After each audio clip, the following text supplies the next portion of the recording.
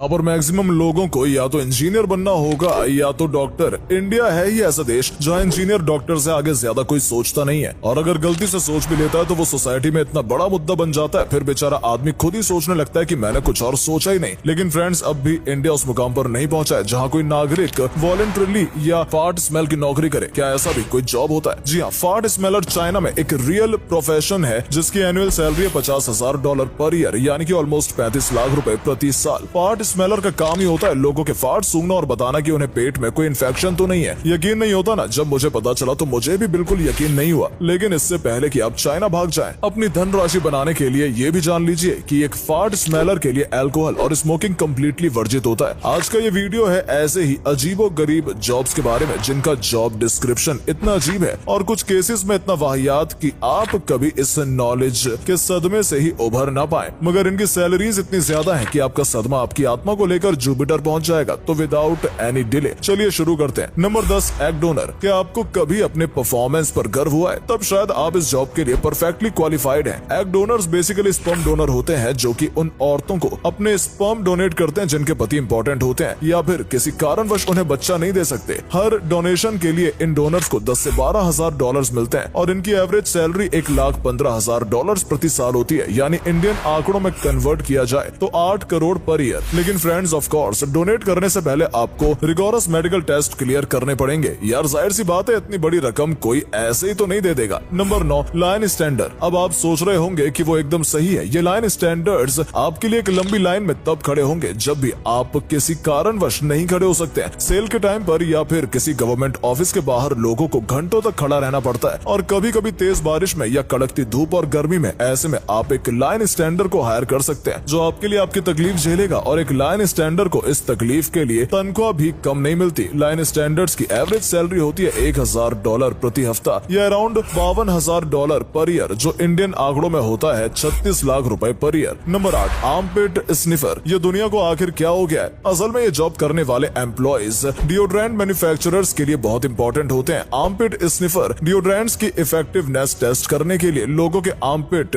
डिओ के छिड़कने से पहले और डिओ के छिड़कने के बाद और डिओ छिड़कने के 1 घंटे बाद स्निफ करते हैं, और उसके बेसिस पर रिपोर्ट्स तैयार करते हैं कि उस कंपनी का ये प्रोडक्ट कितना असरदार है। आमतौर पर एक स्निफर को 50 से 60 आर्मपिट रोज सूंघने पड़ते हैं, लेकिन इतना घिनौना काम करके भी वो $50,000 प्रति साल आराम से कमा लेते हैं, जो कि 34.5 लाख पर ईयर होगा। तो क्या आपको लगता है कि ये आपके लायक है? Number 7, pet food tester. अब जानवर भी तो आखिर लिविंग बीइंग्स ही होते हैं, तो हमारी एम्पैथी उन तक एक्सटेंड क्यों ना हो? इसलिए फूड इंडस्ट्री में सिर्फ ह्यूमन फूड टेस्टर ही नहीं बल्कि पेट फूड टेस्टर भी होते हैं। ये लोग असल में पेट फूड को खाते नहीं है, बस उसे थोड़ा सा टेस्ट करते हैं और चबाकर उसका टेक्सचर चेक करते हैं ताकि वो जांच कर सकें ये खाना पेट्स के लिए अच्छा है कि नहीं, या इवन पेट्स इसे खा पाएंगे या नहीं। वैसे जितना सिंपल ये जॉब लगता है उतना है नहीं। आपको न्यूट्रिशन और टेस्ट की बहुत अच्छी नॉलेज होना जरूरी है, और शायद यही कारण है कि सिर्फ पेट्स का खाना टेस्ट करने के लिए लोगों को $40,000 से $120,000 मिले हैं, जो इंडियन आंकड़ों में लगभग एवरेज करेगा 60 लाख। Number 6, food stylist. आजकल जिसके इंस्टाग्राम प्रोफाइल्स देखो उसकी प्रोफाइल में खाने के